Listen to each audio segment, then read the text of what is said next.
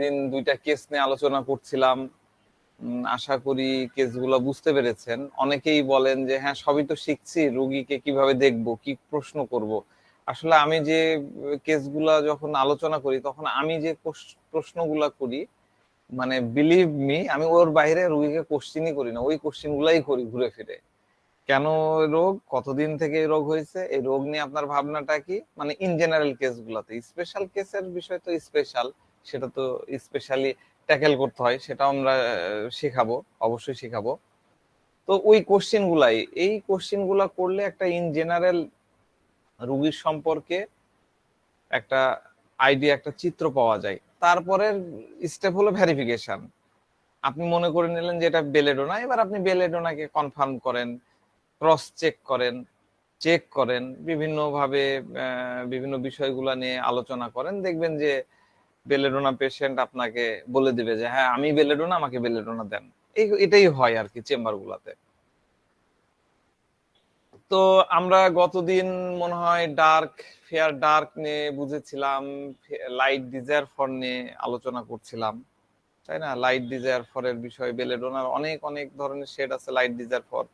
আপনারা light desire for পড়ার জন্য ডক্টর এম এল সেগালের 7ম খণ্ডের বইটা পড়তে পারেন। সেখানে অনেক সুন্দর করে দেওয়া আছে ইংরেজিতে বা বাংলাতে। আপনারা যেভাবেই, যে মাধ্যমে যে বই থাক, আপনারা সে বই কালেকশন করে পড়বেন, ওখান থেকেও আইডিয়া পাওয়া যায়। সেগালের কালেকশনটা অনেক সমৃদ্ধ। হোমিওপ্যাথিটাকে বিশেষ করে রেপার্টরিকে এইভাবে ডিসক্রিপ্ট করা যায়, হ্যাঁ, অ্যাটলিস্ট মাইন্ড চ্যাপ্টারের ওয়ার্ড গুলাকে যে যেভাবে ডিসক্রিপ্ট করা যায়, এটা আসলে সেগালের বই না পড়লে আপনারা এর বিউটিটা অনুভব করতে পারবেন না। আর আমি যেগুলা শেখাচ্ছি এগুলা হলো মডারেট ভাবে আমার মতন করে নেই, কিন্তু এমন কোনো জিনিস না যে আমার নিজস্ব আবিষ্কার, আমার নিজস্ব ইয়ে, এটা কিন্তু আমি কখনো দাবিও করি না, কখনো বলিও না। আমার কথা হচ্ছে তাদের শেখানো জিনিসগুলোকে আমি আমার ভাষায় আপনাদের সামনে সহজলভ্য করে, মানে সুন্দর করে বোঝানোর চেষ্টা করছি। এম এল সেগাল কি করেছেন? এম এল সেগাল ইংরেজি রেপার্টরি, ইংরেজি রেপার্টরির বিশ্লেষণ, সেগুলাকে তিনি তার মতন করে সেটাকে গ্রহণ করেছেন, সেটাকে তার দৃষ্টি দ্বারা, সুচিন্তিত দৃষ্টি দ্বারা আর কি, সেটাকে অ্যানালাইসিস করেছেন, বিশ্লেষণ করেছেন, করে আমাদেরকে একটা ওয়েতে প্রেজেন্ট করেছেন। আর আমি কি করতেছি, আমি তাদের শেখানো জিনিসগুলোকে বাংলা ভাষায় যেহেতু নাই, আসলেই নাই বাংলা ভাষাতে, আমি চেষ্টা করছি তাদের শেখানো পথ ধরে সেই জিনিসগুলাকে আমাদের মতন করে, আমাদের উপযোগী করে, বাংলাদেশের পরিস্থিতি, বাংলাদেশের প্রেক্ষাপট তার মতন করে উপস্থাপন করা। সব সময় মনে রাখবেন হোমিওপ্যাথি কিন্তু স্থান কাল পাত্র বেসিস কিন্তু ডিফারেন্সিয়েট হয়, এটা মাথায় রাখবেন। দিল্লির লাইফস্টাইল, দিল্লির খাবার স্টাইল, পাকিস্তানের খাবার স্টাইল আমাদের বাঙালিদের সাথে মিলবে না, আমাদের ইমোশন, আমাদের চিন্তা চেতনা মিলবে না। তাহলে ওই জায়গাটাকে আমি মডারেট করতেছি আমার মানে ক্ষুদ্র জ্ঞান থেকে যেটুকু হয় সেটা নিয়ে। তো এগুলা আশা করি আপনাদের, মানে আমি যে কথাগুলো বলি থিওরিটিক্যাল না, মোস্ট প্র্যাকটিক্যাল। আমার নিজের ভেরিফাই করা, সাথে সাথে আমি যে সোর্স গুলা থেকে শিখেছি সেখান থেকে তাদের ভেরিফাইড বিষয়গুলা নিয়ে আহ এগুলা কিন্তু ইয়ে করা, মানে এগুলা কোনো গালগপ্প বা মানে আজগুবি কিছু না। হ্যাঁ, এবং যারা প্র্যাকটিস করেন রেগুলার, তারা যদি একনিষ্ঠভাবে আমার এই জিনিসগুলোকে ফলো করে আপনারা অ্যাপ্লাই করেন, ডেফিনেটলি আপনারা রেসপন্স পাবেন, পেতে বাধ্য এবং পাচ্ছেও। হ্যাঁ, তার আগে আপনাকে বিশ্বাস রাখতে হবে, বিশ্বাস রেখে, আস্থা রেখে আপনাকে প্রয়োগ করতে হবে, ঠিক আছে? এবং প্রয়োগ করার পর ধৈর্য ধৈর্য রাখতে হবে। তো বেলেডোনার লাইটের বিষয়টা আমরা বলেছি। লাইট থাকার আরেকটা উপায়, বেলেডোনার অনেকগুলো লাইট নিয়ে আমি কথা বলেছি। লাইট থাকার আরেকটা উপায় হলো, কোনো, যখন আপনার কোনো একটা প্রবলেম হলো, আপনি বেলেডোনা, আপনার কোনো একটা প্রবলেম হয়েছে, এর জন্য আপনাকে কিছু করতে হবে, যে কোনো প্রবলেম, যে কোনো একটা অসুখ ধরে নেন, অসুখের নাম আমাদের কাছে মুখ্য কিছু না, এক্স ওয়াই জেড একটা অসুখ ধরে নেন। এই প্রবলেম, অসুখটাও তো বলা যায় একটা প্রবলেম, কষ্ট, এই কষ্টের জন্য আপনাকে কিছু কিছু করতে হবে। তো আমি যেহেতু বেলেডোনা, আমি লাইট থাকতে চাই, আমার একটা অ্যাটিটিউড হলো, আমার একটা মানে অ্যাডাপ্টেশন, অভিযোজন, বা আমার একটা কর্মপন্থা হলো আমি প্রথমে ফেবুলাস থাকবো। বেলেডোনা প্রথমে ফেবুলাস থাকে, ঠিক আছে, এবং দ্বিতীয়ত সে হচ্ছে কোনো লোড নিতে চায় না। বেলেডোনা পেশেন্টকে আপনি অ্যানালাইসিস করলে এই জিনিসটা পাবেন, প্রথম অবস্থায় ফেবুলাস থাকে এবং সে কোনো প্রকার লোড বা ঝামেলা নিতে চায় না। লোড মানেই তো ঝামেলা, লোড নিতে চায় না। এজন্য সে কি করে, বা আপনি বেলেডোনা আপনি কি করবেন, তখন সে কি করে, অন্যের ঘাড়ের উপরে দোষ চাপায় দেয়। সেটা অন্যের ঘাড়ের উপর, বাবা তুমি নাও, এই ঝামেলাটা তুমি নাও, লোডটা তুমি নাও। রুগীরা এসেই বলে, রুগীদের সাথে গল্প করতে গেলে অনেক বেলেডোনা পেশেন্টের মুখ থেকে এই কথাই শুনবেন, এই কথাই আমি শুনছি, মানে আপনারাও শুনবেন ঘুরে ফিরে। নওগাঁর লোক নওগাঁর ভাষায় শুনবেন, নোয়াখালীর লোক নোয়াখালীর ভাষায় শুনবেন, কিন্তু এই কথাই শুনবেন যে ডাক্তার সাহেব খুব ব্যথা হচ্ছিল। তো ব্যথা হচ্ছিল, তখন কি করলেন? আর কি করবো ডাক্তার সাহেব, মাকে বললাম যে ওষুধ নিয়ে আসো। মা কোথায় থেকে ওষুধ নিয়ে আসলো? জানি না ডাক্তার সাহেব, অত কিছু জানি না। মাকে বলছে তুমি যেখান থেকে পারো সেখান থেকে একটা ওষুধ নিয়ে আসো, একটা বড়ি, একটা কিছু নিয়ে আসো। মা তখন একটা বড়ি নিয়ে আসলো, নিয়ে এসে আমাকে এনে দিল, আমি খেয়ে ফেললাম, ব্যাস। কেসটা বুঝলেন?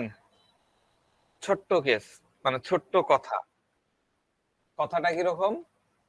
কথাটা এরকম যে একটা যন্ত্রণা হয়েছে, প্রচন্ড ব্যথা বা জ্বর, ওরে বাবা আমার ভাল লাগছে না, তুমি একটা ওষুধ আনো।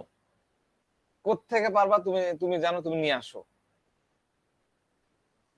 এই যে একটা সেন্স, সে এনে দিল, আমি খেয়ে ফেললাম। এই সেন্স বা এই ভাবনা বা এই ফিলিংস, এখান থেকে আমরা কি চিন্তা করতে পারি? এইটুক জায়গা থেকে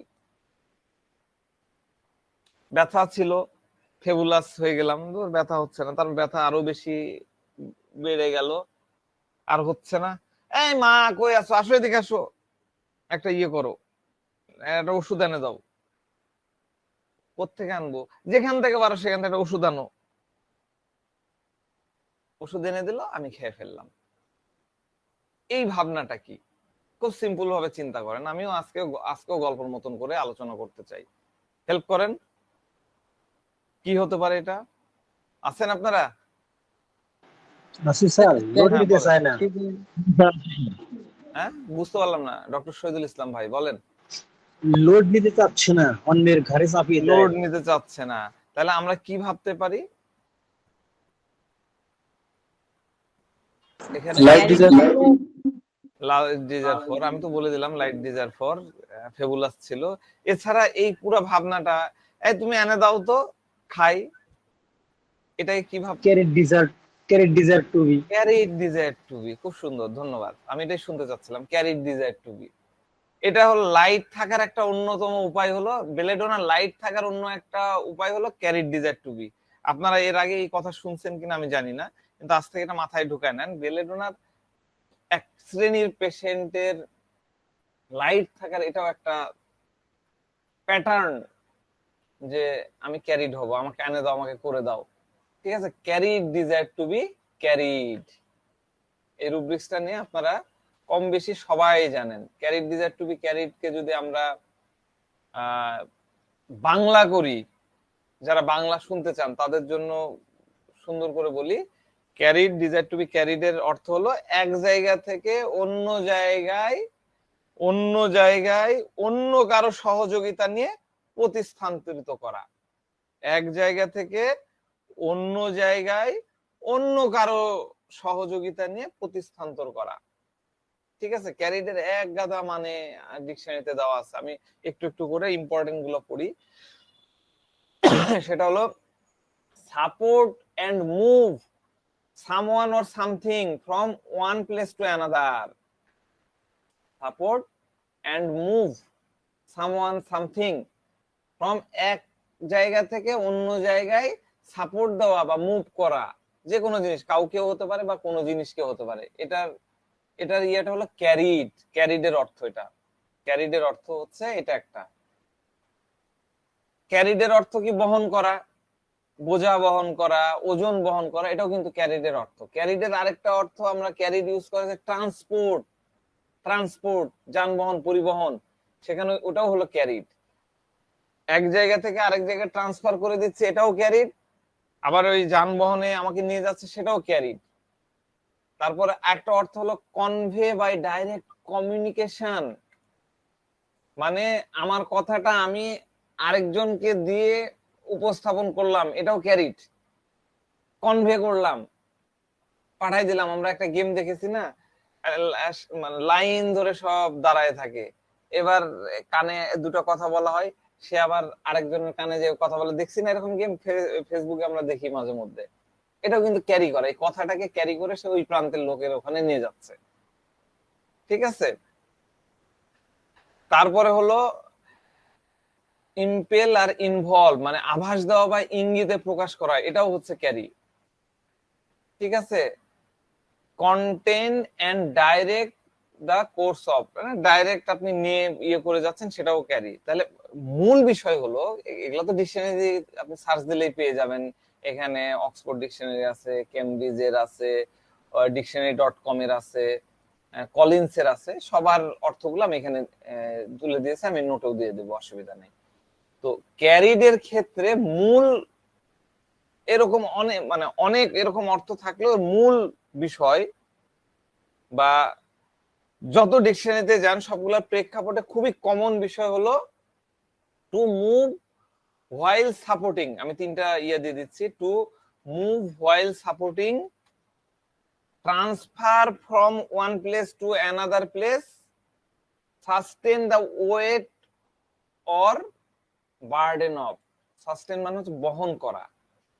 ঠিক আছে। মুভ হোয়াইল সাপোর্টিং, সাপোর্ট দিয়ে মুভ করানো, এক জায়গা থেকে আরেক জায়গায় ট্রান্সফার করা, to transfer from one place to another place, এক জায়গা থেকে আরেক জায়গায় ট্রান্সফার করা। Sustain the weight on or burden, বোঝা অথবা ওয়েট বহন করা। এই তিনটাই মূলত ক্যারিডের অ্যাপ্রোপ্রিয়েট অর্থ। তার মানে আমি যদি বাংলায় বলি, একটা ওয়ার্ডেই নেওয়া যায়, সেটা হলো যে নিয়ে নেওয়া, সাথে করে নেওয়া। হ্যাঁ, আপনি তাকে ধরেন যে আমি এই মানি ব্যাগটাকে এখান থেকে টেনে এইখানে নিয়ে গেলাম, এখান থেকে এখানে নিয়ে গেলাম, আমি হাত ধরে ধরে আঞ্জির ভাইকে নওগাঁ নওগাঁ থেকে রাজশাহীতে নিয়ে আসলাম, ক্যারি করে নিয়ে আসলাম, তাই না? এই ধরেন আমার হাতে মাউস আছে, এই মাউসকে কি করছে, আমি মাউস দেখা যায়, এই যে মাউস, এই মাউসকে আমি এখান থেকে এখানে নিয়ে যাচ্ছি, ওখানে নিয়ে যে রেখে দিলাম, এটাও কিন্তু ক্যারি করার মধ্যেই পড়ে। ঠিক আছে। সে কিন্তু নিজে নিজে যেতে পারছে না, মাউস, আমি তাকে যখন নিয়ে যাচ্ছি সে যাচ্ছে। সে যদি নিজে নিজে যেতে পারতো তাহলে কিন্তু তার ক্যারি করার প্রয়োজন হতো না। এটা কিন্তু মাথায় রাখেন, যে ক্যারিড হতে যায় সে কিন্তু নিজে নিজে যেতে পারে না। যদি পারতো তাহলে তার ক্যারি করার প্রয়োজন হতো না। যেমন আমরা কারকে কিন্তু আমরা ক্যারি করি না, বরং কারই আমাদেরকে ক্যারি করে। কার আমাদেরকে, আমি এখান থেকে কার ড্রাইভ করে নিয়ে চলে যাচ্ছি ঢাকায়, কার আমাকে ক্যারি করতেছে, কারকে কিন্তু আমি ঘাড়ে করে নিয়ে যাচ্ছি না। তো যারা নন লিভিং, যারা নিজেরা চলাচল করতে পারে না, তাদেরকে আমরা ক্যারি করি। ঠিক আছে। তাহলে আমরা ক্যারি করি কাদেরকে, যারা নিজেরা এক জায়গা থেকে অন্য জায়গায় যেতে পারছে না।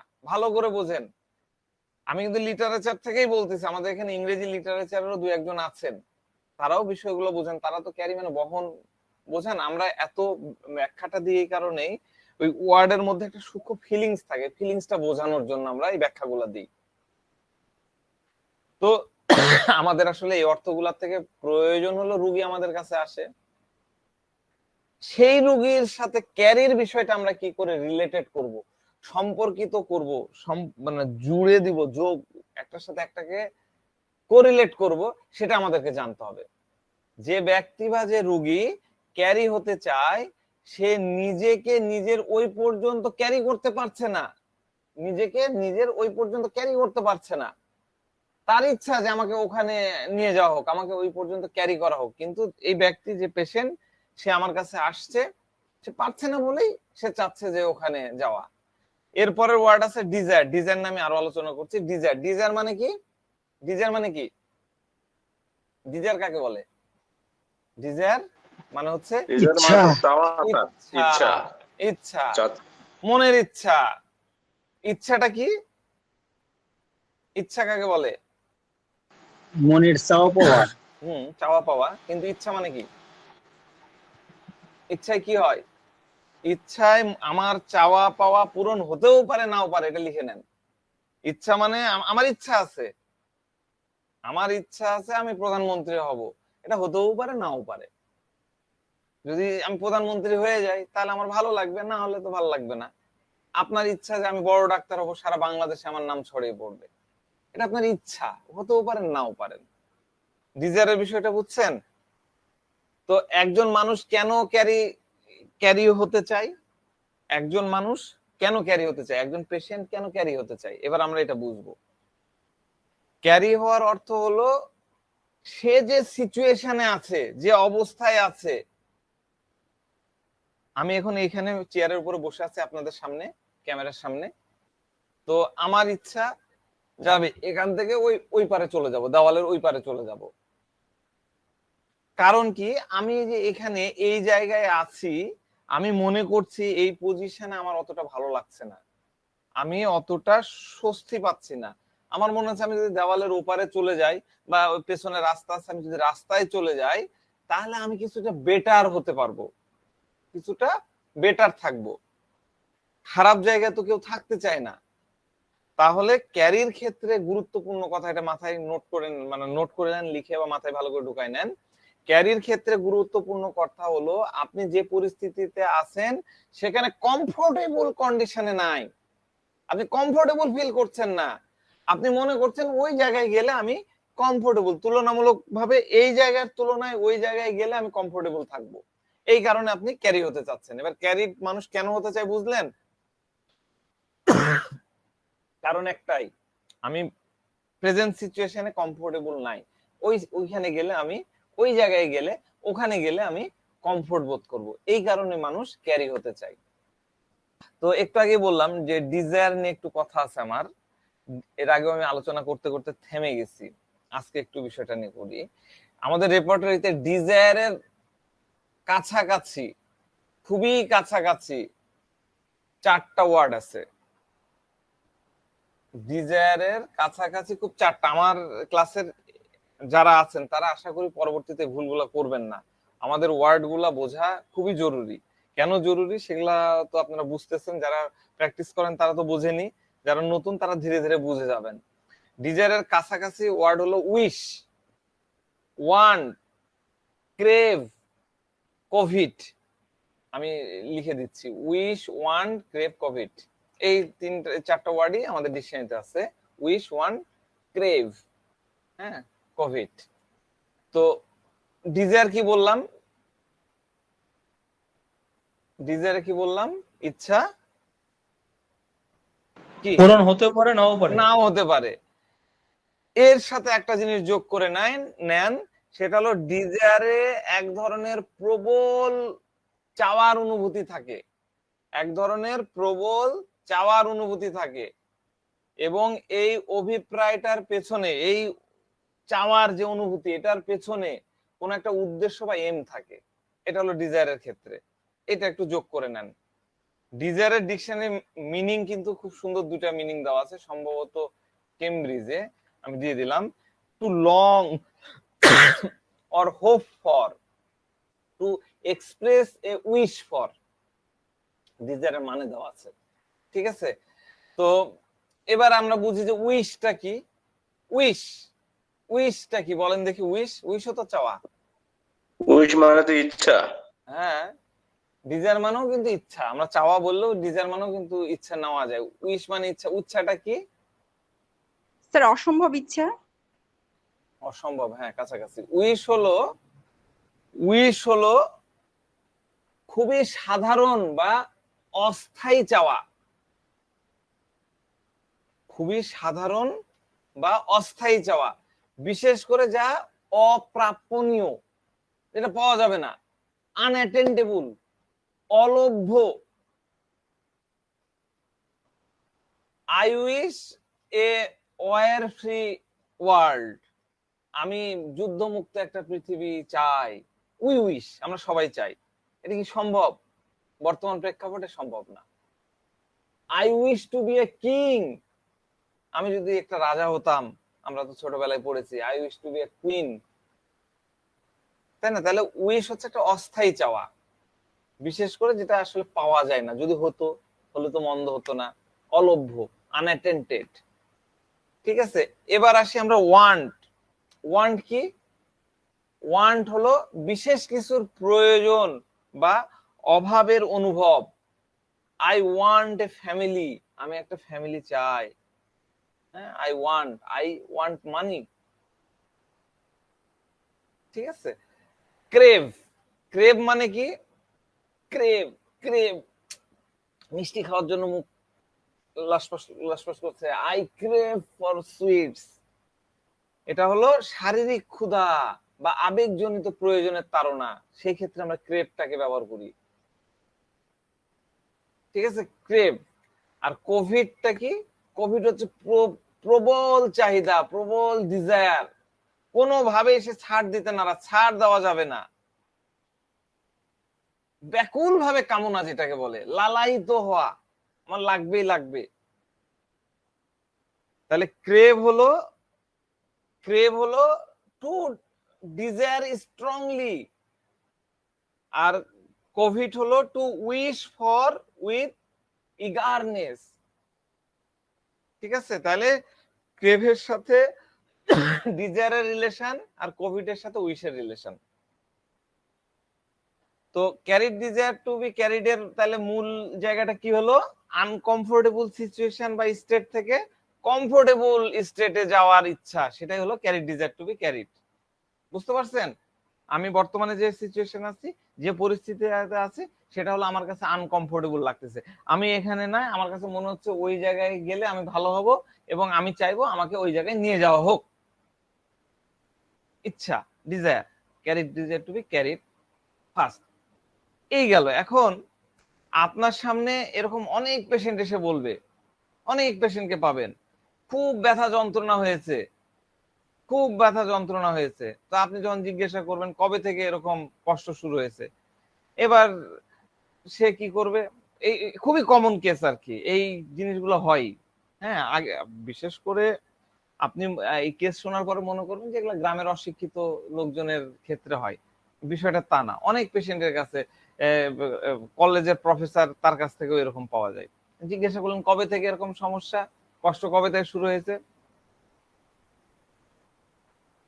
এই কবে থেকে যেন, মানে সাথে যে আসছে, ধরেন বউ আসছে বা তার যে অ্যাটেন্ডেন্স, কবে থেকে যেন শুরু হয়েছে, তোর মনে আছে? কবে যেন ওই যে আমরা ইয়েতে গেলাম, কবে যেন ওই যে ঢাকায় গেলাম, সে কিন্তু আপনার দিকে নাই, ওই অ্যাটেন্ডেন্সের দিকে ইয়ে করে বলতেছে। এবার অ্যাটেন্ডেন্স যখন বললো যে 3-4 মাস থেকে, হ্যাঁ হ্যাঁ ডাক্তার সাহেব 3-4 মাস থেকে হয়েছে। ব্যক্তি অসুস্থ, জানা উচিতটা কার? অবশ্যই যে কষ্টে ভুগছে, যে অসুস্থ তার, কিন্তু না, সে ওটা রাখতেছে না, তার সাথে যে পার্সন আছে তাকে সে ক্যারি করতে দিয়েছে। আমার অসুখটা কখন তুমি মনে রাখবা এবং ডাক্তারকে বলবো, বিষয়টা এরকম। তার মানে ওই ব্যক্তিটা তাকে ক্যারি করছে, সে চাচ্ছে তার তার দ্বারা ক্যারি হতে। আবার আরো পেশেন্টের কাছ থেকে পাওয়া যায় যে আমরা জিজ্ঞাসা করি যে যখন এই কষ্ট হচ্ছিল, ব্যথা যখন হচ্ছিল, তখন কি করছিলেন? ওই যে ব্যথার ওষুধ খেলাম। কি ওষুধ খাইছেন? আমি তো জানি না, আম্মু এসে একটা ওষুধ দিল। এরকমও দেখা গেছে মা হলো অশিক্ষিত, অর্ধশিক্ষিত, ওই ওই জানে না, এ হলো হয়তো মাস্টার ডিগ্রি পাস, পড়ালেখা জানাওয়ালা মানুষ। মা কোন ওষুধ দিয়েছে, কি দিয়েছে, সে কিন্তু এটা ইয়ে করে না। এবং দেখা যাচ্ছে মা যদি সাথে সাথে, মা তুমি কি জানো, কি ওষুধটা খাওয়ালো আমাকে, ওই যে এরকম বড় বড় গোল গোল, মা তাকে ক্যারি করবে, এটা তার, মানে এগুলো খুব কমন জিনিস, ফেলে দেওয়া জিনিস। এখান থেকে আমরা carry desire to be carried কিভাবে নিতে পারি সেটা আমি দেখাচ্ছি। সরি। আবার অনেক রুগী দেখা যাচ্ছে যে পেন নিয়ে আসছে, কি হয়েছে, কষ্ট কতদিন থেকে সে তো ওরকম করে বললো, তো এর জন্য কি করেছিলেন, অ্যান্টিবায়োটিক খাইছিলাম। অ্যান্টিবায়োটিক খেয়েছিলেন না পেন কিলার? না, মা তো বললো অ্যান্টিবায়োটিকই দিয়েছে। মা অ্যান্টিবায়োটিক দিয়েছে মানে মা কই পাইছে? মা কোত্থেকে যে নিয়ে আসছে, দোকান থেকে না কোত্থেকে অ্যান্টিবায়োটিক দিয়েছে। সে যে কি খাইলো, অ্যান্টিবায়োটিক খাইলো না পেনের জন্য পেন কিলার খাইলো, সেটা নিয়ে কিন্তু তার মাথা ব্যথা নাই। সবকিছু তার সাথে চলে, যা দিবেন সে ক্যারিড হচ্ছে, আপনি ক্যারিড করে দেন। যে যা মা যা দিচ্ছে ও দেখা দেখি নাই, মা অশিক্ষিত অর্ধশিক্ষিত ওটাও বোঝার দরকার নাই। ইভেন দেন মা নাই, কাজের মেয়ে আছে, কাজের মেয়ের ঘাড়ের উপরেও সে কিন্তু ক্যারিড হয়ে গেল, এরকমটাই করে থাকে। ক্যারিডের দেখেন আমরা কতগুলা সেন্স পাচ্ছি, এরকম ক্যারিড নিয়ে অনেক আলোচনা করা যায়, মানুষ এইভাবে ক্যারিড হতে চায়। ক্যারি করার মানে হলো আমাকে এখান থেকে ওখানে নিয়ে যাও, আমি লোড নিতে পারছি না, আমি ওখানে যাব না। বাচ্চারা বলে আমি হাঁটা করলে না, ও করলে, মা করলে, কিন্তু বড় মানুষ তো আর তা বলবে না। তো আরেকটা পেশেন্টের কথা বলি, আমরা কিভাবে ক্লিনিক মানে আমাদের চেম্বারে ক্লিনিকে পাই। তো আপনি যখন এই রুগীকে জিজ্ঞাসা করবেন যে কবে থেকে অসুস্থ হয়েছিলাম, ধরেন বেলেডোনা পেশেন্ট আসছে, আপনি তাকে জিজ্ঞাসা করলেন এই কষ্টটা কবে থেকে শুরু হয়েছে, ডাক্তার সাহেব কবে থেকে শুরু হয়েছে, আপনার এই কষ্টটা কবে থেকে শুরু হয়েছে বলা মাত্র সে আবার রিপিট করবে প্রশ্নটা, কবে থেকে শুরু হয়েছে, আমি মানে কবে থেকে অসুস্থ হয়েছিলাম, আহ আহ বাতাসে উত্তর করছে, কোন জায়গায় উত্তর লেখা আছে। এই যে হাসি,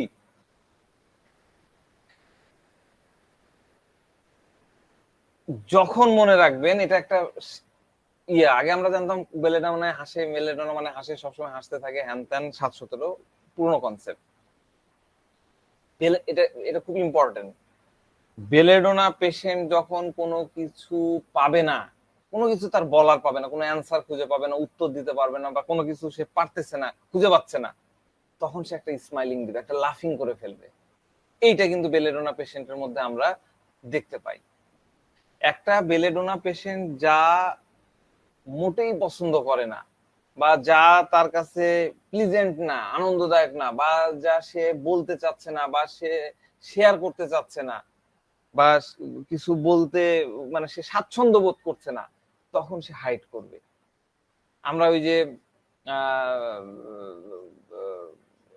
পেয়েছিলাম প্রথম দিন আমরা একটা কেস বলেছিলাম, মনে আছে কিনা জানি না, ওই যে মেয়ের মুখে দাগ পড়েছিল, আমার মনে আছে আপনাদের। হ্যাঁ, দাগ সে কি করতে চাচ্ছিল, আমরা তখন হাইডিং নিয়েছিলাম। সে কি করছিল, পাউডার দিয়ে দাগটাকে ঢাকতে চাচ্ছিল, দিয়ে বলে মা দেখো তো ঠিক আছে কিনা, বোঝা যায় কিছু, পাউডার দিয়ে ঢাকতে চাচ্ছিল। এগুলো ফিজিক্যাল হাইডিং এর, এগুলো হলো ফিজিক্যাল লক্ষণ।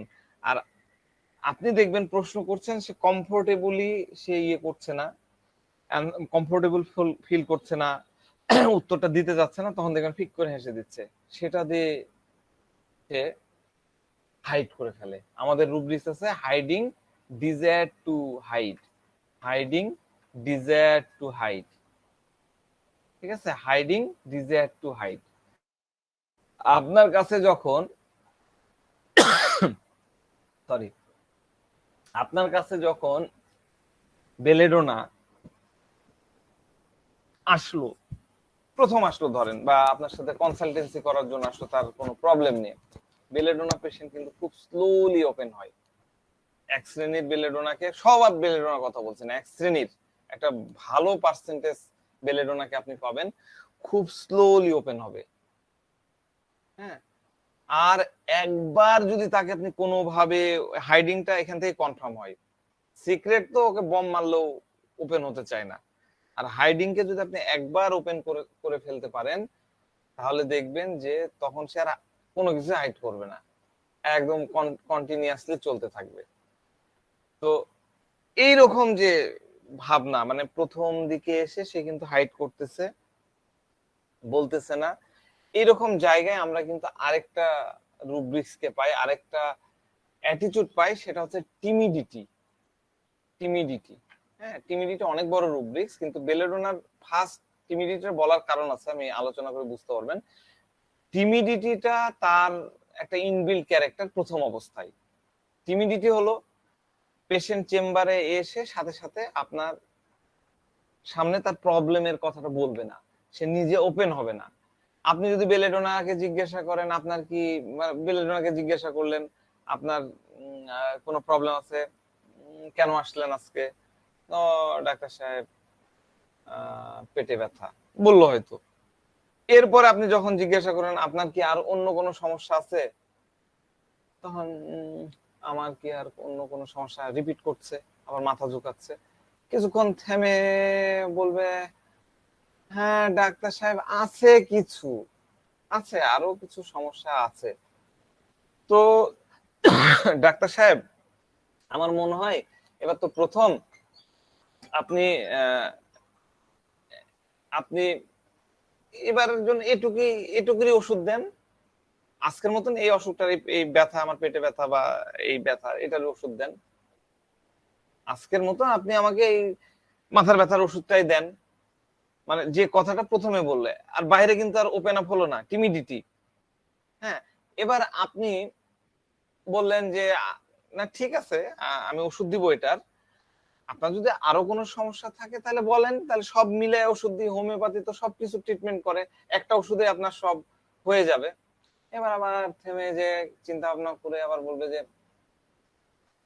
না ডাক্তার সাহেব আমার মনে হয় এটুকু এনাফ, আপনি এটুকুই ওষুধ দেন, অন্য প্রবলেম গুলো অতটা সিরিয়াস না। হ্যাঁ, এবার আপনি তাকে বললেন যে সিরিয়াস হোক আর না হোক আপনি বলেন দেখি কি ধরনের সমস্যা, আপনার আর কি কোনো কষ্ট আছে কিনা। তখন বলবে যে হ্যাঁ ডাক্তার সাহেব আছে। ঠিক আছে ডাক্তার সাহেব, আপনি যখন এত জোর করে বলছেন তাহলে বলি আমার ব্লা ব্লা ব্লা যা যা আছে, তখন বলা শুরু করবে। এই যে প্রথম দিকের যে হেজিটেশন, প্রথম দিকের যে হাইডিং ভাব, প্রথম দিকের যে তার প্রবলেম গুলা সে ওপেন হতে চাচ্ছে না, এটাই কিন্তু টিমিডিটি। এই টিমিডিটিটাও কিন্তু আমরা বেলেডোনার মধ্যে ডেফিনেটলি দেখতে পাই, অনেক একটা ভালো পার্সেন্টেজ বেলেডোনার মধ্যে আমরা দেখতে পাই, বিশেষ করে প্রথমবার যে আপনার চেম্বারে ফার্স্ট যখন আসছে তখন আমরা দেখতে পাই। হ্যাঁ, তো টিমিডিটিটা তার মধ্যে আছে বলে তাকে ওপেন হতে দিচ্ছে না, টিমিডিটি তাকে ওপেন হতে দিচ্ছে না, সে কিন্তু কাওয়ার্ড বা ভীতু তা না, সেটা তার হেজিটেশনের কারণে সে ওপেন হচ্ছে না। তো বেলেডোনার এটাও মনে রাখবেন, বেলেডোনার এই প্রবলেমটা হলো সে খুব দ্রুত ওপেন হতে পারে না, খুব দ্রুত বেলেডোনা কিন্তু ওপেন হতে পারে না।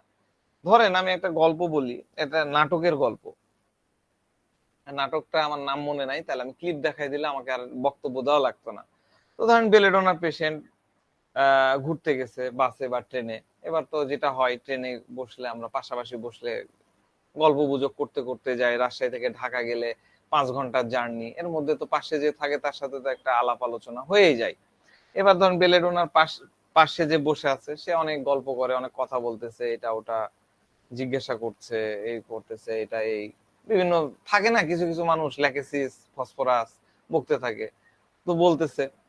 তো এবার যখন জিজ্ঞাসা করছে বেলেডোনা পেশেন্টকে যে আপনি কোথায় থেকে আসছেন, তো আমি মানে আপনার বাসা কোথায়, রাজশাহী। রাজশাহীর কোথায়, বোয়ালিয়া। বোয়ালিয়ার কোথায়, সাগরপাড়া। হ্যাঁ, যতই প্রশ্ন করা হোক ওই ছোট ছোট করে অ্যান্সার, একটা একটা করে ওয়ার্ড প্রথম দিকে। তো দেখা যাচ্ছে যে সে বললো যে হ্যাঁ আপনাদের রাজশাহী তো আমি গেছি, রাজশাহী তো খুব ভালো শহর, হ্যাঁ খুব গ্রিন সিটি, ক্লিন সিটি। এই পার্সন খুব টকেটিভ ধরেন লেখেছিস স্টাইলে বকে যাচ্ছে। কথা প্রসঙ্গে যখন সে বেলেডোনাকে একটা একটা করে প্রশ্ন জিজ্ঞাসা করছে, এই এটা কেমন, ওটা কেমন, নদীর ধার কেমন, এই বেলেডোনার অ্যান্সার গুলা খুব ছোট ছোট ওয়ার্ড ইউজ করবে, ইয়েস নো, ইয়েস নো, নাম এর এর বাইরে কিন্তু না। এরপরে দেখা যাচ্ছে একটা সার্টেন পিরিয়ড পার হয়ে গেল, ধরেন আধা ঘন্টা কথোপকথন হয়ে গেল, এবার বেলেডোনা ধীরে ধীরে ওপেন হওয়া শুরু করলো। এবার যেই সে ওপেন হয়ে গেল, এবার তার প্রশ্নের ঝড় শুরু হয়ে যাবে। এই আপনি কোথা থেকে আসছেন, আপনার বাড়ি কোথায়, ও আপনার বাড়ি নোয়াখালী, তাহলে নোয়াখালী অমুক জায়গায় অমুককে চেনেন, আমার এই আছে হ্যান ত্যান, শুরু হয়ে যাবে। তো বেলেডোনার পেশেন্টের এটা কিন্তু একটা অদ্ভুত মানে অ্যাটিচিউড। প্রথম দিকে এদের হ্যাবিট একদম চাইল্ড লাইক, একদম বাচ্চাদের মতো, একদম আপনি মানে অবাক হয়ে যাবেন। হ্যাঁ, আপনি যদি আমরা বেলেডোনা চাইল্ড নিয়ে আমাদের একটা সিরিজ ক্লাস করার ইচ্ছা আছে, 2 মাস বা 3 মাস শুধুমাত্র চাইল্ড। ওইখানে দেখা যাচ্ছে ইন জেনারেলি আমাদের চেম্বারে চাইল্ডদের জন্য দেখা যাচ্ছে 16-17টা মেডিসিন ইউজ করা হয়। আমরা শুধু চাইল্ড পোর্শন নিয়ে আমরা আলোচনা করব।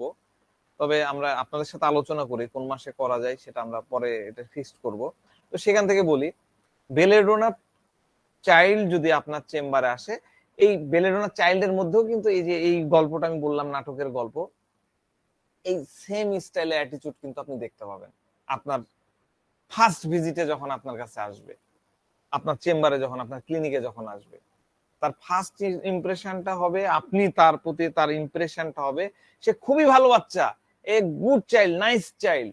আপনার আপনার মানে এত পছন্দ হবে। বেলেডোনা তো এমনি দেখতে সুন্দর হয়, আমরা তো বেলেডোনার ফিগার তো জানি তাই না, খুব সুন্দর বিউটিফুল লেডি, আমরা তো বলেই দিয়েছি দেখতে সুন্দর টসটসে, মানে ইন জেনারেল বেলেডোনার কথা বলছি।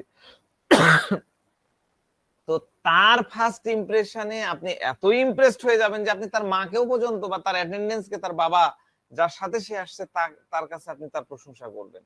বাহ, আপনার বাচ্চা তো খুব ভালো, খুবই ভালো আচার আচরণ জানে, এত সুন্দর নর্মস শিখেছে, এরকম প্রশংসা আপনার মুখ দিয়ে বাড়িয়ে যাবে। কারণ বেলেডোনারা ফার্স্ট বেলেডোনা ইউজ করাতে এখানেও কিন্তু ডক্ট্রেন কি ছিল বেলেডোনা কসমেটিক্স এর মধ্যে বেলেডোনা নির্যাস মাখে ইতালিয়ান মেয়েরা কি করতো, গালে মাখতো, গালগুলো সুন্দর হয়ে যেত, ফোলা ফোলা হতো, চোখের মধ্যে দিত ড্রপ দিলে আমাদের এই যে চোখের যে তারা বলি আমরা মনি, সেটা বড় হয়ে যেত, একটা সেক্সি আপিল তৈরি হতো। তার মানে বেলেডোনা পেশেন্ট যখন আপনার কাছে আসছে, ডেফিনেটলি এরকম একটা ইমপ্রেশন তো আপনার কাছে আসতেই পারে। আর বাচ্চা হলে তো সেটা আরো ভালোভাবে আপনার চোখে আসবে, এবং এদের আচরণগুলো খুব ভালো হবে, ব্যবহার খুব ভালো হবে। বেলেডোনা চাইল্ড আপনার সামনে আসলো, এসে চেয়ারে বসলো, হ্যাঁ বসে থাকবেন চুপচাপ,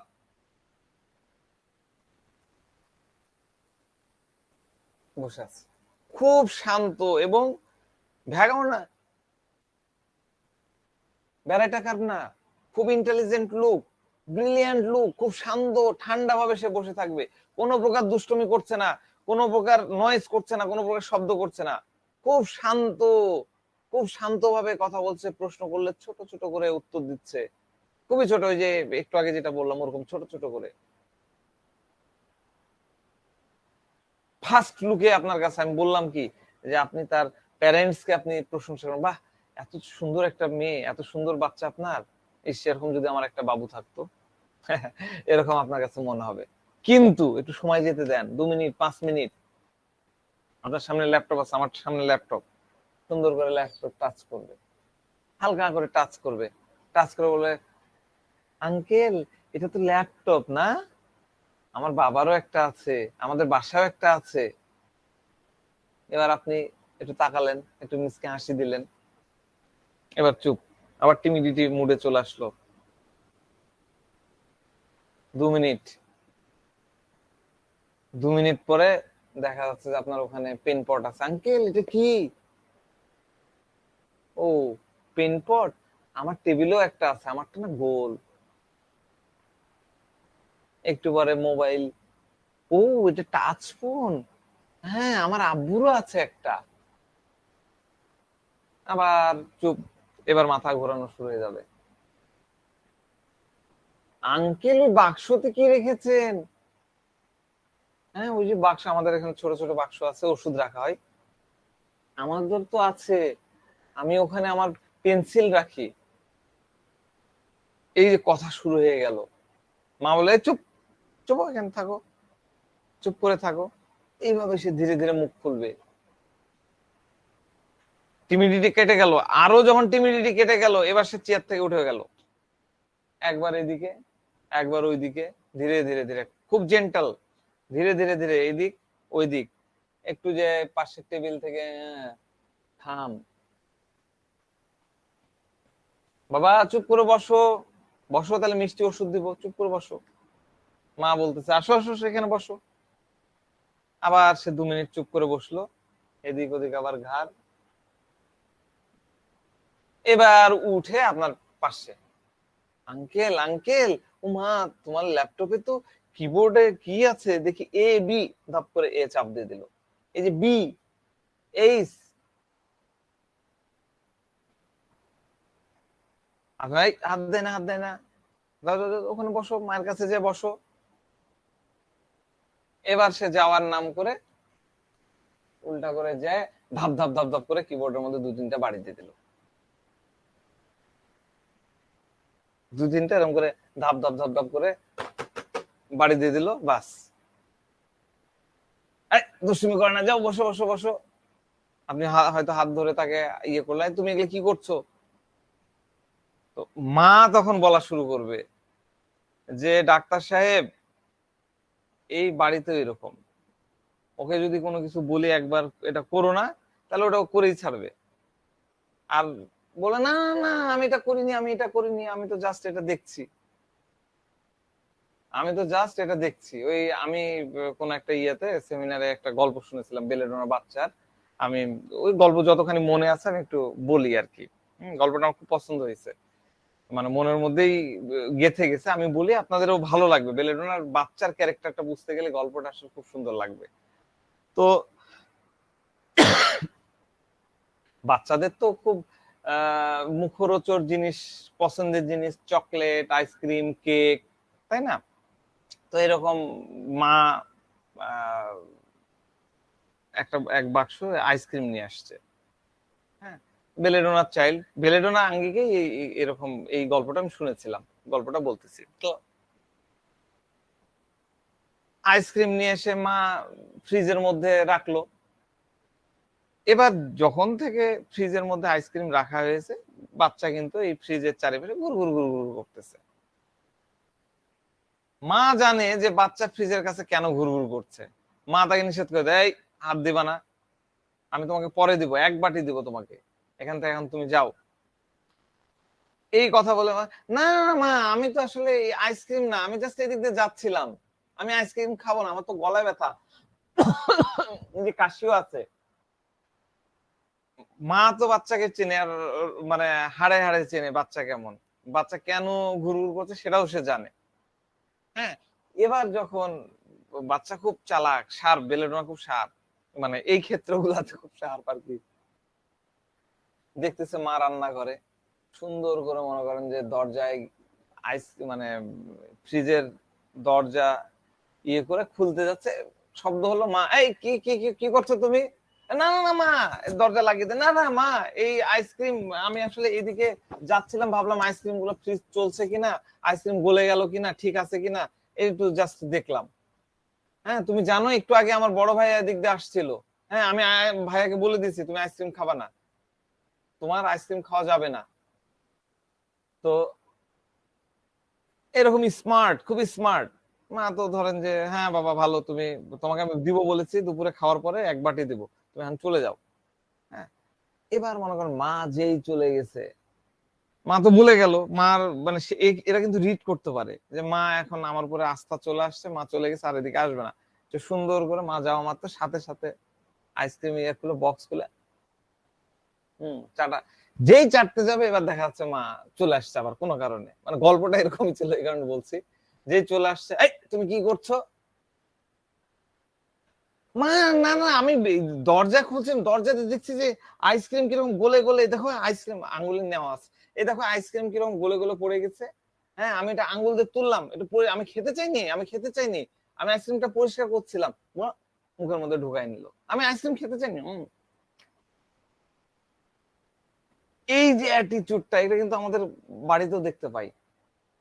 এইরকম মানে বেলেডোনার তো ওই যে খাওয়ানে অনেকগুলো রুব্রিক্স আছে, খাওয়ানের রুব্রিক্স গুলো মজার, ওটা আমি আলোচনা করবো নি। আমরা তো এমনি ইন জেনারেল নেই, বুলুমিয়া আরো আরো কয়েকটা আছে, সেগুলো আমরা পরে আলোচনা করব কোন একটা সময়।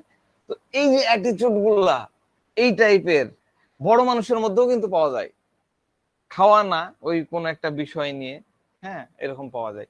তো এগুলা সব সব কিছুর মূল জায়গাটা কোথায় জানেন? সব কিছুর মূল জায়গাটা হচ্ছে বেলেডোনা তার লাইফটাকে এনজয় করতে চায়, তার লাইফটাকে এনজয় করতে চায়। এবং এই যে তার টিমিডিটি, এই টিমিডিটিটাকে সে হাইড করে বিভিন্ন ভাবে এনজয় করার জন্য।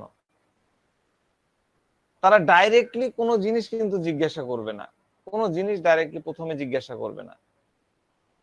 প্রথমে যখন আপনার কাছে আসবে, এসে দেখবেন যে প্রবলেম বলতে হেজিটেশনের মধ্যে থাকে। হ্যাঁ কিরকম দেখেন, একটা পেশেন্টের কথা বলি যে রুগী আসছে, রুগী এসে বলে যে ডাক্তার সাহেব এমনি আসলাম আর কি, আপনার এদিকে যাচ্ছিলাম, অনেকদিন আসা হয়নি, তো ভাবলাম আপনার সাথে একটু দেখা করে যাই। তো এই গল্প এরকম দু একটা কথা বলে, তাহলে আচ্ছা বলেন তো আপনি আসলে আসলেন কেন ডাক্তারের কাছে? আমরা এই কথাগুলো বলি যে ডাক্তারের কাছে তো কেউ আর এমনি এমনি আসে না, কি কাজে আসছেন সত্যি করে বলে ফেলেন। না না ডাক্তার সাহেব সিরিয়াস কোনো প্রবলেম নাই। হ্যাঁ, সিরিয়াস প্রবলেম নাই, তাহলে আজকে কেন আসলেন? না এই তো একটু গল্পটা, আপনার খোঁজ খবর অনেকদিন নেওয়া হয়নি, এদিক দিয়ে যাচ্ছিলাম, ভাবলাম তার সাথে একটু দেখা করি। আসলে ডাক্তার সাহেব গত কয়েকদিন থেকে গলায় কফ একটু কফ হচ্ছে, একটু খ্যাক খ্যাক করে ক্যাশেও দেখালাম, আমি যেরকম করে দেখালাম এরকম হচ্ছে, এই কারণে আর আমার কোনো সমস্যা টমস্যা নাই। এবার আপনি জিজ্ঞাসা করেন, বেলেডোনাকে নিয়ে বলেছি না আপনি প্লে করবেন, খেলবেন, এবার খেলেন। তা আপনি শুধু কাশির জন্য আসছেন কেন, দুই একটা সিরাপ টিরাপ খেয়ে নিতেন, হ্যাঁ দুই একটা কিছু গরম পানি খাইতেন, একটু গার্গিল করতেন। হ্যাঁ ডাক্তার সাহেব ওই কফ, শুধুমাত্র কফ তো একটু করেছিলাম, হালকা পাতলা গুলো করেছি, করিনি তা না, এই কফের জন্যই আসলাম, আর অন্য কোনো। আপনি তখন আবার এই যখন এইরকম করে পেঁচাবে তখন বুঝবেন যে ওর নিশ্চয়ই কোনো একটা কাহিনী আছে, তখন আমরা শুধুই কফ না আরো কিছু, খুলে বলেন তো কি হয়েছে বলেন তো। না না ডাক্তার সাহেব আসলে এই কফ, ওই কফের সাথে কাশতে গেলে তো বুঝেনি একটু গলায় ব্যথা ট্যাথা হয়। মানে এবার তাকে বলেন যে এই কফ আর গলা ব্যথাই তো, নাকি আরো কিছু আছে? না না ডাক্তার সাহেব এই কফটা যখন উঠে তখন একটু গলা ব্যথা হয়। আসলে আমার এই দুটাই সব এই, দুটাই দুটাই প্রবলেম আর নাই, কফ আর গলা ব্যথা এই তো, নাকি ওষুধ কি দিব না আরো কিছু? না না ডাক্তার সাহেব আসলে এই কফ আর গলা ব্যথা তার সাথে এই যে যখন এই যে ঢোক গেলছি না তখন আমার একটু ব্যথা, আর এই ব্যথার সাথে আবার এই জায়গাটা একটু ধরে আসে। এবার আপনি তার সাথে একটু ফান করেন, তাহলে এই তো প্রবলেম বেড়ে যাচ্ছে। হ্যাঁ একটা গলা ব্যথা, কাশি, দুটা গলা ব্যথা, তারপরে ঢোক গিলতে ব্যথা, বুক ব্যথা, চারটা তো বাড়িয়ে গেল। হ্যাঁ জি ডাক্তার সাহেব আসলে এই কারণে ঠিক মতো খেতে টেতে পারছি না। দেখেন আমি একটা উদাহরণ দিলাম, বেলেডোনা পেশেন্টটা কিন্তু এইরকমই, এইভাবেই হাইড করতে করতে তার সিমটম গুলো কিন্তু ডাইরেক্টলি বলে না, এই হেনিয়ে বিনিয়ে এই ওই করে একটা একটা বলবে, একটা করে আরেকটা প্রবলেম। হ্যাঁ কিন্তু একটা ইন জেনারেল পেশেন্ট এসে কি বলে, আর্সেনিক হলো বা এরা হলো কি করতো একের পর এক, এটার পরে এটা, হ্যাঁ আমার তো এই মনে হচ্ছে, আমার তো এই হচ্ছে, কিন্তু এরা কিন্তু এই কাজটা করে না। ঠিক আছে, তো বেসিক্যালি এরা কেন এরকম করে না? একটা হচ্ছে হাইডিং হিমসেলফ, লুকানোর বিষয়। তারপরে দেখা যাচ্ছে টিমিডিটি, অনেকদিন পরে আসছে, টিমিডিটিটাও তার মধ্যে থাকতেছে। আরেকটা বিষয় হচ্ছে তার মধ্যে ক্যালকুলেটিং ইনএবিলিটি। বেসিক্যালি বেলেডোনা পেশেন্টটা জানে না কোনটা আগে বলতে হবে, কোনটা আগে বলতে হবে না, ডাক্তারকে কিভাবে বলতে হয়, কিভাবে কি বলতে হবে না, এটা নিয়ে সে বুঝতে পারে না। এই জন্যই যে প্রথম দিনই পড়েছিলাম বলেছিলাম, দ্বিতীয় দিন ক্যালকুলেটিং ইনএবিলিটি, এই বিষয়টা কিন্তু তার মধ্যে থেকে যায়, খুবই কমন, খুবই কমন থাকে। আর হাইডিং ডিজায়ার, মানে আমাদের রুব্রিক্সটা কি আছে, হাইডিং ডিজায়ার, হাইডিং ডিজায়ারের মধ্যে আবার দুইটা রুব্রিক্স আছে, একটা হচ্ছে হাইডিং হিমসেলফ, আর একটা হচ্ছে হাইডিং থিংস। হাইডিং হিমসেলফের মধ্যে মোটামুটি মনে হয় 20-25টার মতন মেডিসিন আছে, আর হাইডিং থিংস এর মধ্যে আছে মাত্র দুইটা মেডিসিন, একটা হলো স্টাফেসিগ্রিয়া আর একটা হচ্ছে বেলেডোনা সম্ভবত। তো এই হাইডিং ডিজায়ারটা কিন্তু খুব কমন সিমটম। সে ডাইরেক্টলি ওপেন হয় না। তার হ্যাবিট হলো তার নিজেকে তার কোনো জিনিসকে যখন হবে তখন থিংস, আর যখন নিজেকে হবে হিমসেলফ, নিজেকে লুকিয়ে ফেলা। এরা কিন্তু চোখের পানিও দেখাতে চায় না, তাদের সমস্যা শেয়ার করতে চায় না, তাদের যে প্রবলেম হয়েছে তা অন্যদের সাথে শেয়ার করতে চায় না, ফ্যামিলি মেম্বারদেরকে বলতে চায় না, অন্যের উপরে বোঝা হতে চায় না, অন্য কাউকে ডিস্টার্ব করতে চায় না। তাহলে তারা কি করে? কিছুই চায় না। তাহলে তারা কি করে? করবে না তা না, কিন্তু করবে হচ্ছে অনেক পরে।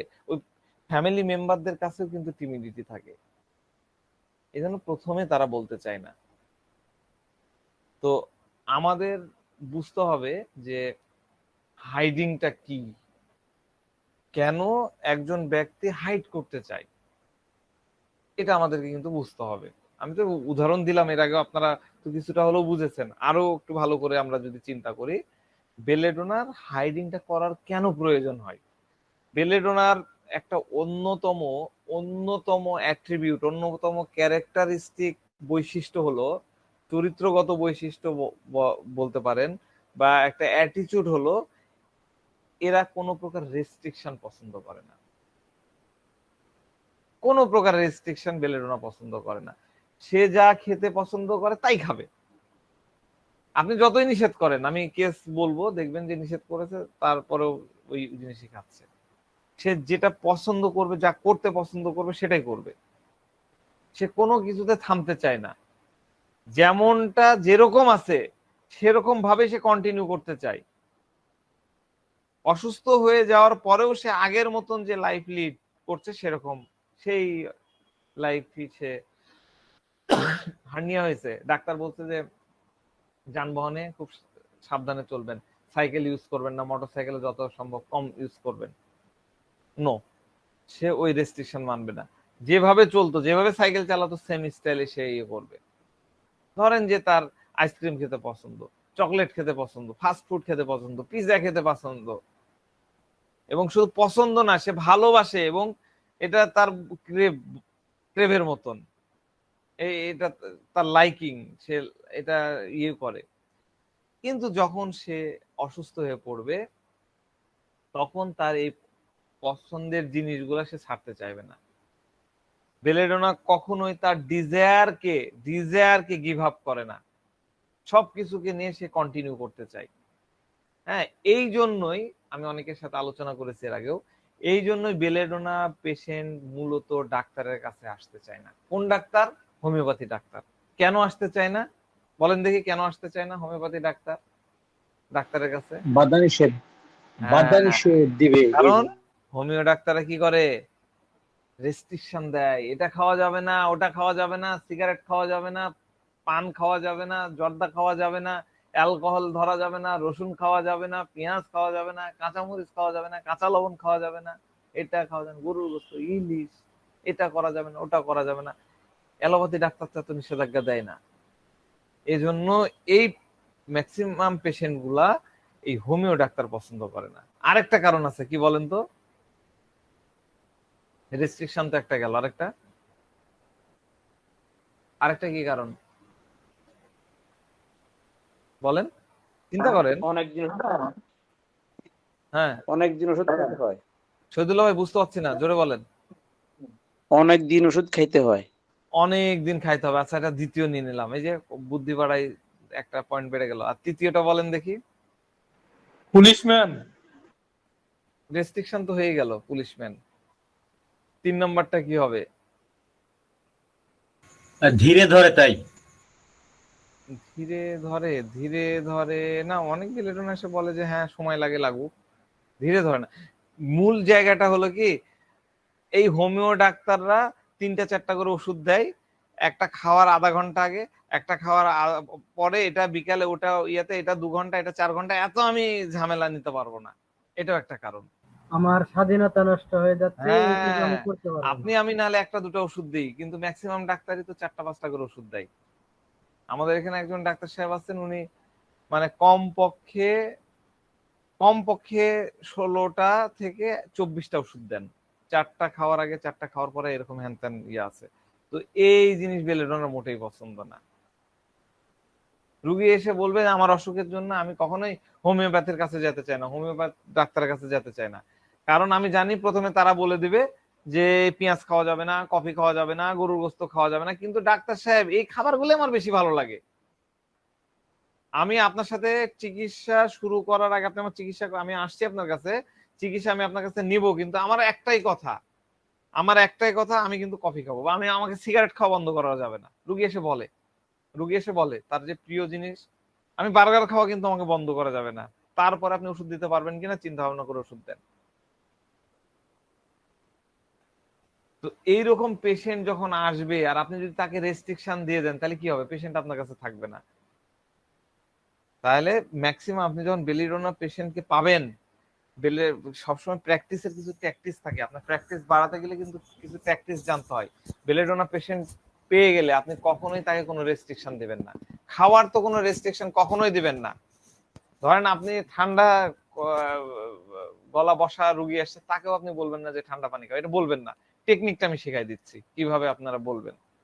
আপনি তাকে বলবেন আপনার যা ইচ্ছা খান, আপনার যা ইচ্ছা।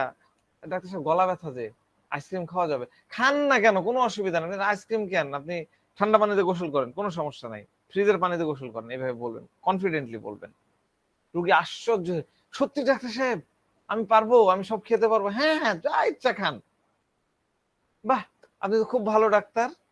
এর আগে আমি তো জানতাম যেই হোমিও ডাক্তারের কাছে যায় এরা তো খালি রেস্ট্রিকশন দেয়, নাহলে লবণ খাওয়া যাবে না, নাহলে পেঁয়াজ খাওয়া যাবে না, নাহলে এই খাওয়া যাবে না, ওই খাওয়া যাবে না, এক গাদা রেস্ট্রিকশন দিয়ে দেয়।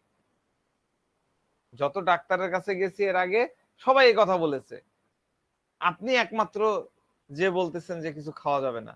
আপনি তো খুব ভালো ডাক্তার। আসলে ডাক্তার সাহেব আমি তো গরুর গোস্ত ছাড়া এক বেলাও চলতে পারি না, বা ডাক্তার সাহেব আমি তো কফি আমার খুবই ভালো লাগে, আমি কফি ছাড়া তো খেতে পারি না, বলে দিবে আপনারা খান। এবার আপনি তাকে কি করবেন? প্রথমে আপনি বলে দিলেন সব খান, এবার আপনি যা চাচ্ছেন সেটা আপনি তাকে বলবেন। এবার আপনি বলবেন যে আপনি যদি গরুর গোস্ত খান, বা আপনি যদি এই কফির কথা বলছেন, খেতে পারেন, কোনো অসুবিধা নাই, কিন্তু আপনি এটা যদি খান, আপনার মেডিসিন যেটা দিলাম এটা তো অত অত ভালো রেসপন্স পাবেন না, সময় লাগবে, অনেক সময় লেগে যাবে। এবার আপনি সিদ্ধান্ত নেন। আপনার হয়তো এই ওষুধ খাওয়ার সময় 2-3 দিন, 1 সপ্তাহ 2 সপ্তাহ হয়তো ওগুলা খাওয়া, কফি বা গরুর গোস্ত বা পেঁয়াজ এটা খাওয়া হয়তো বন্ধ রাখতে হতে পারে, এই কটা দিনই তো, এরপরে আপনি আবার খায়েন, অসুবিধা নেই। জাস্ট এইভাবে বেলেডোনাকে আপনি বলেন, গেলেন বেলেডোনার সাথে মাইন্ড গেম খেলেন। আমি বারবারই এই কথাটা মানে আমি গুরুত্ব দিই, বেলেডোনা পেশেন্ট পেলে তার সাথে খেলা শুরু করে দেন। বেলেডোনা খেলতে পছন্দ করে, প্লেইং ডিজায়ার, হ্যাঁ, খেলতে পছন্দ করে, খেলাতেও পছন্দ করে। তো আপনি এই কাজটা করেন। আপনি কফি খেতে পারেন, কিন্তু আমি বলবো অ্যাটলিস্ট এই ওষুধে যে প্রথম ওষুধটা চলছে, যে কয়দিন চলবে কয়দিন আপনি খায়েন না, এটা হয়তো 3-4 দিন লাগবে। এবার পেশেন্ট, ও আচ্ছা 3-4 দিন তো কোনো ব্যাপার না ডাক্তার সাহেব, খাবো না। ব্যালেডোনা কিন্তু এরকমই। তো এই যে আলোচনা, এইটুক আলোচনার মধ্যে থেকে আমরা এই কনক্লুশনে আসতে পারি যে বেলেডোনা পেশেন্ট হচ্ছে কমপ্লিট রেস্ট্রিকশন পছন্দ করে না। আপনি যখন পুরা রেস্ট্রিকশন করে দেন, পুরা রেস্ট্রিকশন, ডেলুশন অ্যারেস্টেড বিইং এর মধ্যে আছে মনে হয়, পুরা রেস্ট্রিকশন করে দেন, এটা বেলেডোনা পছন্দ করে না। কিন্তু আপনি যদি তার রেস্ট্রিকশনকে অল্প অল্প মডিফিকেশন করে দেন, অল্প অল্প করে দেন, আচ্ছা এরপর বলবে ডাক্তার সাহেব কাঁচা পেঁয়াজ কি খাওয়া যাবে? কাঁচা পেঁয়াজ দিয়ে না আমি প্রতিদিন সিঙ্গারা খেতে খুব ভালোবাসি, আমার সকালবেলা ওই কাঁচা পেঁয়াজ দিয়ে পান্তা ভাত বা খিচুড়ি আমি খাই, এটা কি খাওয়া যাবে? পেঁয়াজ ছাড়া আসলে ওগুলা খাবার একদম পানসা লাগে, মজা পাই না। এই যে মজা, দেখবেন কথার মধ্যে মজা বা এনজয়মেন্ট, এই বিষয়গুলো বলবে। এবার তখন আবারও একই ফর্মুলা ইউজ করেন, হ্যাঁ খেতে পারেন কোনো সমস্যা নাই, কিন্তু ওই খেলে হয় কি, আমাদের ওষুধগুলো একটু স্লো কাজ করে, পেঁয়াজের মধ্যে কিছু অ্যালকালয়েড আছে, বুঝাই বলতে হয়, অ্যালকালয়েড আছে, দেখেন না মুখে গন্ধ হয়ে থাকে। হ্যাঁ, কটা দিন খায়েন না, ও আচ্ছা আচ্ছা ঠিক আছে ডাক্তার সাহেব, তাহলে গরুর গোস্তটা কি করবো, ওটা তো ছাড়া তো আমি থাকতে পারি না, তো প্রতিবেলায় খাওয়া লাগে। হ্যাঁ খান, অসুবিধা নাই, কিন্তু ওই যে কথা একই, কটা দিন একটু থাকেন, গরু গোস্ত খেলে তো আপনার আবার কনস্টিপেশনের সমস্যা হবে, হলে তো আবার ওই যে পাইলসের ব্যথাটা বেড়ে যায়। ও আচ্ছা তাই নাকি, আচ্ছা ঠিক আছে ডাক্তার সাহেব, ওটা না হলে বাদ দিয়ে দিলাম। হ্যাঁ ওটা আমি না খেয়েও থাকতে পারবো। বেলেডোনা পেশেন্ট খুবই গুরুত্বপূর্ণ। হ্যাঁ, এই অ্যাটিটিউড গুলো খুবই গুরুত্বপূর্ণ।